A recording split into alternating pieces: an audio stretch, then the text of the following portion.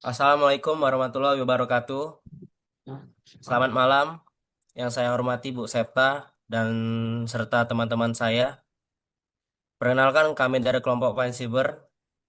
Kami ingin mempresentasikan tugas proyek akhir kami yang berjudul membangun sistem perpustakaan digital dengan PBNet. Dan sebelum itu, saya ingin memperkenalkan nama kelompok kami. Yang pertama dari Edo Saputra, dan yang kedua Misal Limbong, saya sendiri, dan yang ketiga Sandy Nauli Saputra Siregar.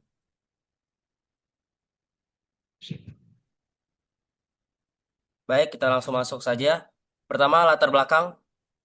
Perkembangan teknologi informasi mendorong transformasi di berbagai bidang, termasuk layanan perpustakaan.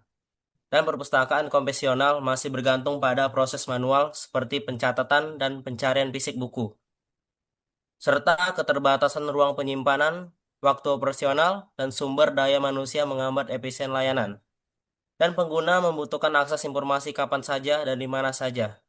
Dan begitu juga perpustakaan digital hadir sebagai solusi dengan memanfaatkan teknologi informasi untuk pengelolaan koleksi dan layanan secara otomatis.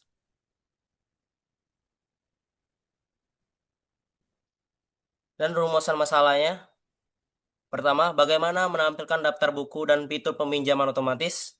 Kedua, bagaimana mencatat data peminjam dan tanggal pinjam kembali secara efisien. Dan yang ketiga, bagaimana merancang dan membangun sistem perpustakaan digital yang dapat mempermudah pengelolaan data buku anggota, serta transaksi peminjaman dan pengembalian. Dan yang keempat, bagaimana mengembangkan antarmuka atau interface yang mudah digunakan oleh pengguna perpustakaan. Dan tujuan proyek, pertama, membuat aplikasi perpustakaan digital berbasis desktop menggunakan VBNet dan menampilkan daftar pinjaman secara otomatis dan akurat, serta meningkatkan efisien pengelolaan data perpustakaan dan meningkatkan kualitas layanan perpustakaan dan mempermudah akses informasi perpustakaan. Dan selanjutnya, saya persilakan buat teman saya membacanya, Ridho Saputra. Baiklah, untuk manfaat aplikasi, yang pertama meningkatkan efisiensi pengelolaan buku. Yang kedua, mempermudah pencatatan data peminjam. Yang ketiga, menghemat waktu dalam proses administrasi. Yang keempat, dapat digunakan untuk perpustakaan sekolah. Ini adalah hasil tampilan cover e-book dari kami, dan ini adalah hasil tampilan perpustakaan aplikasinya. Untuk alat dan bahan, untuk perangkat lunak atau software adalah Visual Studio 2022. Dan bahasa pemrograman adalah VBNet. Untuk database menggunakan MySQL, untuk perangkat keras atau hardware menggunakan laptop atau PC, prosesor minimal Intel Core i3, RAM minimal 4 GB, dan sistem operasi Windows 10 atau 11. Untuk fitur utama aplikasi, menampilkan daftar buku lengkap, menampilkan daftar buku yang sedang dipinjam, yang ketiga menampilkan tanggal pinjam dan tanggal kembali, yang, ke yang keempat fitur pengembalian buku, yang kelima fitur peminjam buku. Baiklah, untuk fitur tambahan anggota akan dijelaskan oleh Sandy. Baiklah, selanjutnya saya akan menjelaskan tentang keluarinnya apa ya?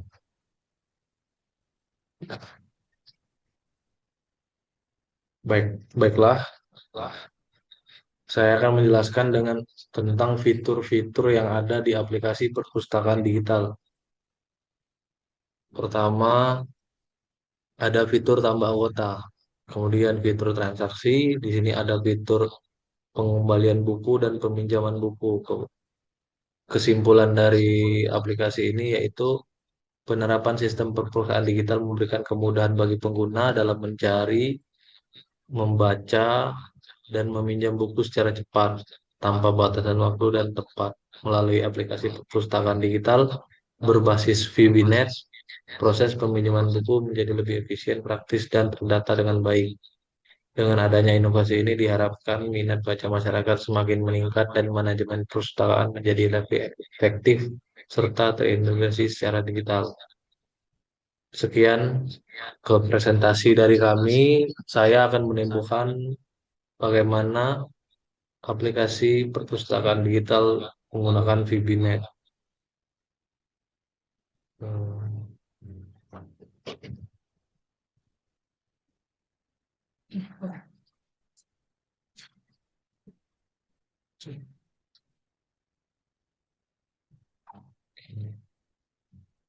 Baiklah, di sini saya telah membuka aplikasi perpustakaan. Hmm. Pertama, di sini adalah form login. From awal untuk memasuki aplikasi, kita memasukkan admin sebagai username dan password, kemudian login, berhasil. Pertama, sebelum kita menggunakan aplikasi, kita harus menambahkan fitur anggota. Di sini ada beberapa fitur anggota yang telah dibuat, tapi kita coba tambahkan dengan anggota baru.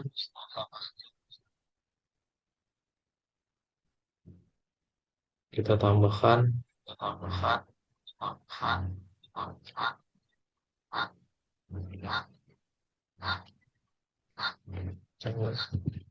masukkan login lagi,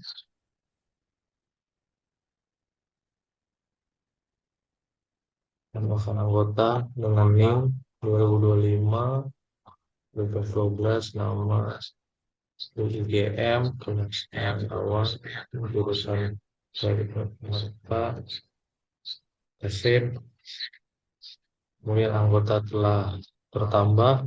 Kemudian di sini ada fitur buku, yaitu daftar-daftar buku yang bisa dipinjam. Di sini kita tambahkan di sini kita masukkan judul bukunya, misalnya personality, personality, tulisnya Kompas, penulisnya misalnya Sandy, yang punya Kompas tahun 2005, kemudian save, maka akan tertambah buku dengan judul Personality, penulis Sandy dan penerbit Kompas, kemudian dengan tahun terbit 2025. Selanjutnya fitur transaksi, di sini ada fitur peminjaman, yaitu fitur pinjam buku. Kita masukkan kode sebagai primary key untuk menambahkan buku apa yang kita pinjam. Kemudian di sini masukkan kode buku. Di sini ada bisa di drop down, kemudian NIM sesuai dengan nama NIM kita. Kemudian kita pilih tanggal pinjam, kemudian lama pinjamnya sampai tanggal berapa, tanggal 26, kemudian save. Di dalam tabel kemudian muncul daftar buku, kode pinjaman, NIM, kode buku, tanggal pinjam, dan tanggal kembali. Kemudian untuk fitur pengembalian buku, di sini ada masukkan kode pinjam. Karena kita baru melakukan pinjaman satu buku, di sini ada tertulis 11 sebagai kode pinjam. Kemudian ada kode buku, NIM, siapa yang pinjam, lama pinjamnya berapa. Kemudian kita tentukan denda untuk perharinya berapa, misalnya Rp1.000. Kemudian save. Nah, total dendanya jika 4 hari berarti 4.000, baru dikembalikan. Baiklah, demikian fitur dari aplikasi perpustakaan digital yang kami buat. Selebihnya saya serahkan kepada teman saya, Michelle. Baik, terima kasih buat Sandy buat penjelasannya. Dan di sini saya akan mengakhiri. Mungkin inilah yang tugas yang sudah kami buat. Mungkin kami akan akhiri. Mohon maaf jika ada salah kata. Dan saya akhiri. Assalamualaikum warahmatullahi wabarakatuh. Waalaikumsalam.